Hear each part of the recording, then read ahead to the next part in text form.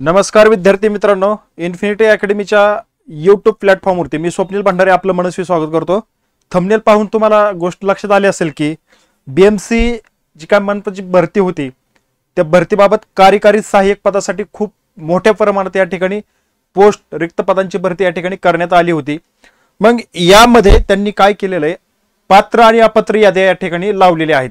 मागच्या वेळेस मी एक व्हिडिओ बनवून त्यामध्ये तुम्हाला त्याबाबत माहिती दिली होती आणि 10 तारखेला ती यादी जाहीर करू असं त्यांनी त्या ठिकाणी सांगितलं होतं।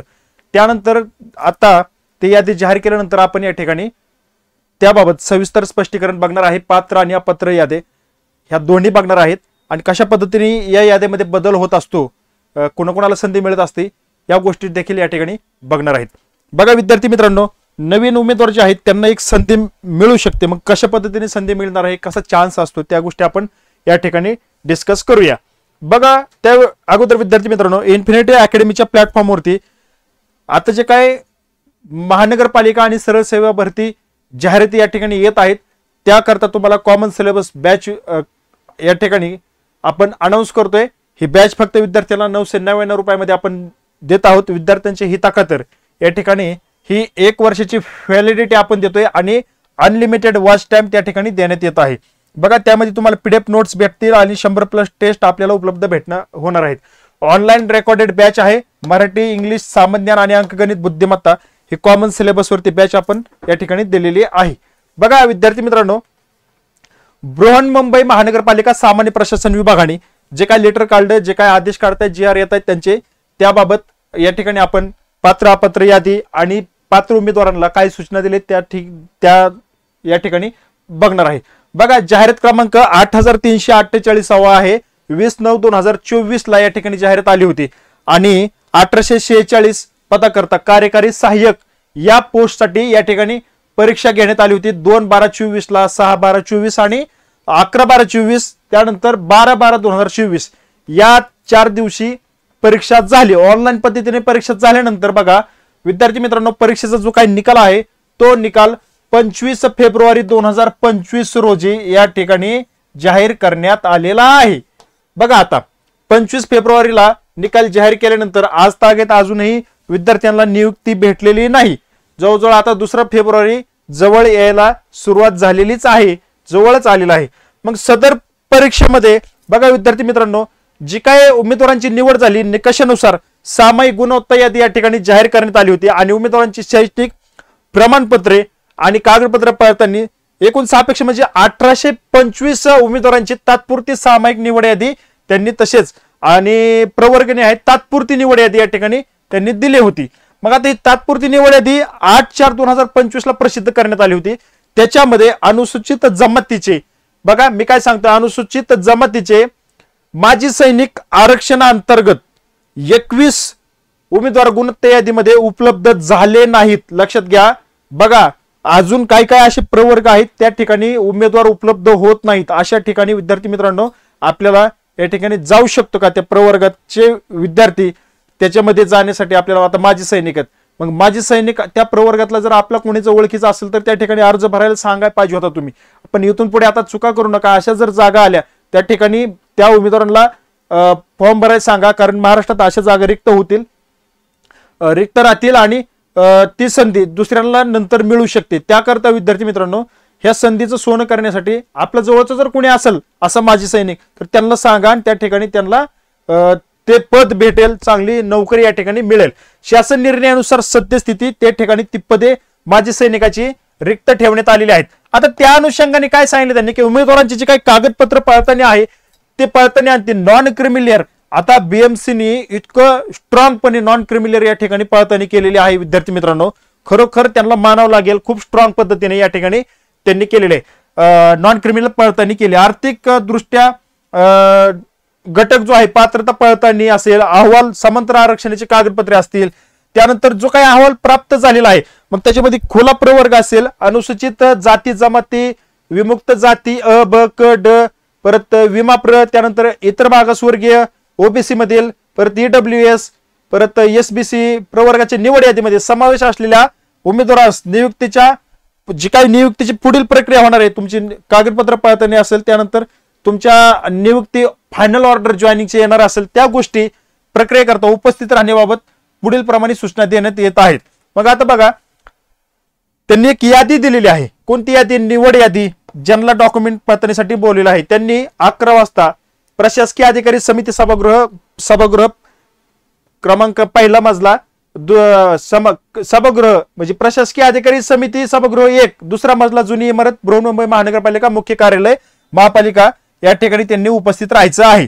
त्यानंतर दुसरी सूचना काय सांगितली की सदर उमेदवार जे आहेत ते ऑनलाईन अर्ज, परीक्षेचे प्रवेशपत्र, पॅन कार्ड, आधार कार्ड, शैक्षणिक समांतर आरक्षण विषयक व अन्य सर्व कागदपत्र, नजीकच्या कालावधीत 3 फोटो, जन्मतारखेच्या पुराव्यासह दिव्यांग आरक्षण असेल तर त्याचा बाबतीत जो काय पुरावा असेल तो त्याच्या सहित म्हणजे सोबतची कागदपत्रे, मग दिव्यांगासाठी अपेंडिक्स असेल, अपेंडिक्स 1, 2, UDID कार्ड असेल, लेखनिकाचे शैक्षणिक कागदपत्रे, संयोगोषित नियोजित स्थळी दिनांक त्या वेळेत तुम्हाला सांगितलेली जी काय तारीख आहे बघा 5/10/2021 सोबतचे सर्व प्रमाणपत्र घेऊन कधी उपस्थित राहायचे तर त्यांनी सांगितलेल्या त्या वेळेत 11 वाजताच्या टायमिंगला त्या ठिकाणी तुम्हाला उपस्थित राहायचं आहे.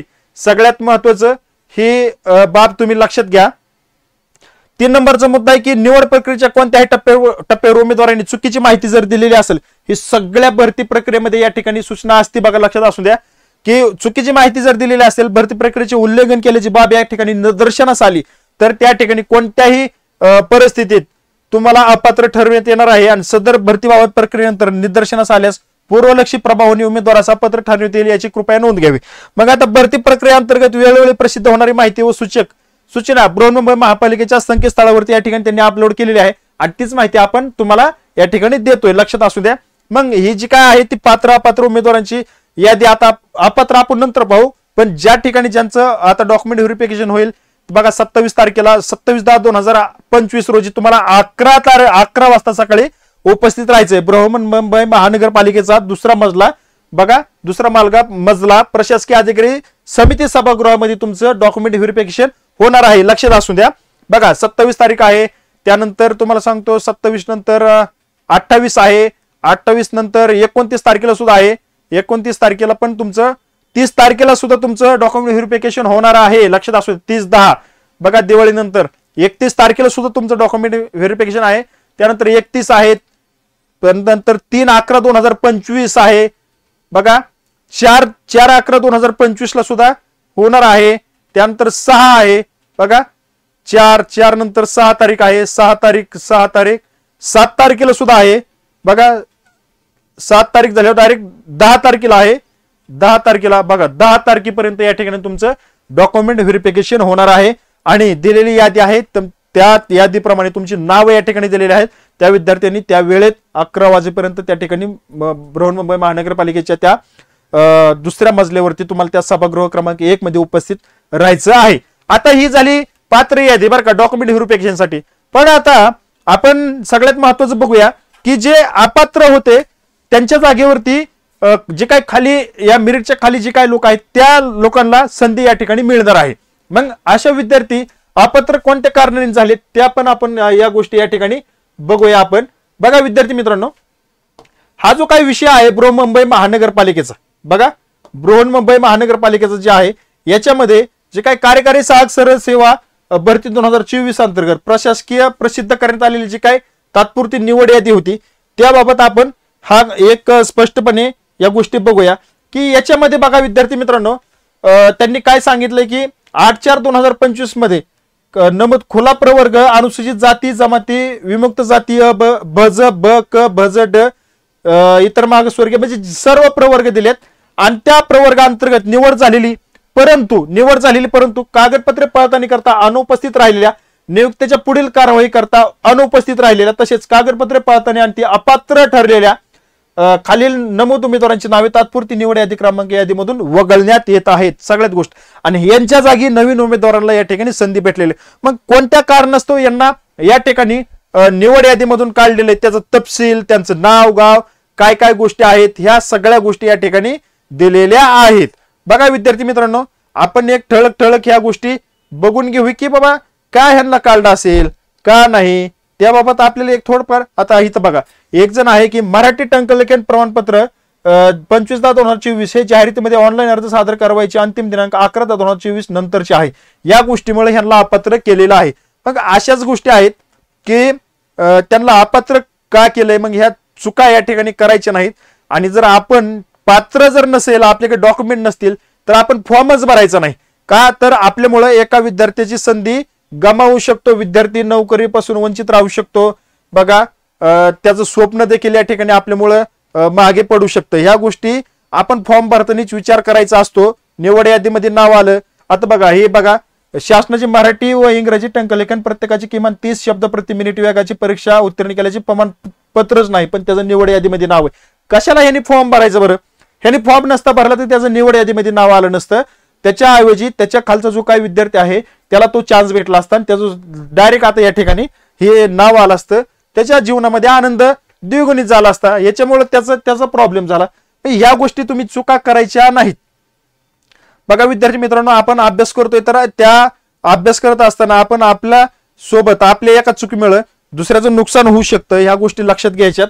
ती चूक आपण टाळायची. तुम्ही लाख हुशार असताल, पण तुम्ही जर ह्या चुका करत असतील आणि दुसऱ्याच्या यशावरती तुमचं जर तुमच्या ह्या चुकामुळे पाणी जर फिरत असेल, तर ती गोष्ट चुकीची. हे चुका आपण टाळायला पाहिजे. आता हा आपण विद्यार्थी बघा, शासनाची मराठी इंग्रजी टंकलेखनाचे प्रत्येकी किमान 30 शब्द प्रति मिनिट वेगाची परीक्षा उत्तीर्ण केल्याचे प्रमाणपत्रच नाही.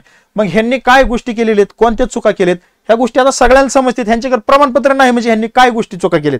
प्रमाणपत्र नाही म्हणजे आणि ह्यांनी फॉर्म भरलाय, तर नक्कीच काहीतरी विषय ह्याच्या पाठीमागे असू शकतो. तर आपल्यामुळे दुसऱ्याचं नुकसान होणार नाही, या गोष्टीकडे तुम्ही जर लक्ष दिलं तर विद्यार्थी मित्रांनो तुमचं बऱ्यापैकी चांगलं होईल. देव तुमचं चांगलं करेन. आता इथं बघा, माझी सैनिक कागदपत्रे पडताळणी करता ZSW सातारा यांच्याकडील जे काय नियुक्ती पडताळी त्यांचा जो काय GR नुसार उमेदवारांनी महापालिकेत रुजू होण्यास असमर्थता दर्शविली असल्याचे नमूद केले आहे. नियुक्ती आता ह्याचं काय वैयक्तिक कारण आहे बाबा, ते तिकडे गेलेच नसतील, त्यांना दुसरीकडे नोकरी भेटली असेल म्हणून त्यांनी ते जॉईन केलं नसेल. आपण ह्यांना समजू शकतो, काय अडचण नाही. पण बाकीच्या गोष्टी बघा, चुका करू नका, जेणेकरून आपल्यामुळं दुसऱ्या कोणा विद्यार्थ्याचं नुकसान या ठिकाणी होऊ शकतं. बघा विद्यार्थी मित्रांनो, आता यानंतर अजून कोणी असेल तर आपण बघूया. तरी असे भरपूर या ठिकाणी उपसंचालक क्रीडा युवक सेवा यांच्याकडे प्रमाणपत्रच नाही. आता बघा, यांचं प्रमाणपत्रच नाही तरी पण यांनी फॉर्म भरला होता. लक्षात आलं का? आणि वेळ बी भरपूर तुम्हाला या ठिकाणी मिळालेला होता डॉक्युमेंट व्हेरिफिकेशनसाठी. तुम्ही ते उपलब्ध करायचं असतं. मुंबई महानगरपालिकेत संबंधित प्रकल्पग्रस्त नसल्यामुळे उपसंचालक क्रीडा योग सेवांचे प्रमाणपत्र नाही. सैनिक कल्याण बोर्डाचे अभिप्राय, one time ESM quota available in Pune corporation, अशा गोष्टी आहेत. आणि ह्यांचं निवड यादीमध्ये नाव आहे आणि म्हणून ह्यांना या ठिकाणी काय गोष्टीचा तपशील दिला आणि ह्यांना या ठिकाणी बाजूला केलेला आहे, अपात्र केलेला आहे. तर बघा, अशा चुका आपल्याकडे होणार नाहीत याची काळजी घ्या. तुम्हाला अपात्र होत आहेत त्यामुळे दुसऱ्याचं नाव या ठिकाणी येत नाही. तर अशी ही अपात्र लोकांची यादी आहे बघा, भरपूर मोठी यादी या ठिकाणी देण्यात आलेली आहे त्यांच्याकडून. बघा, तर अंशकालीन पदवीधर, सुशिक्षित, बेरोजगार, शासनाचे प्रमाणपत्र नाही, तुमच्याकडे डॉक्युमेंटच नाही, तुम्ही फॉर्म भरता कशाला हो?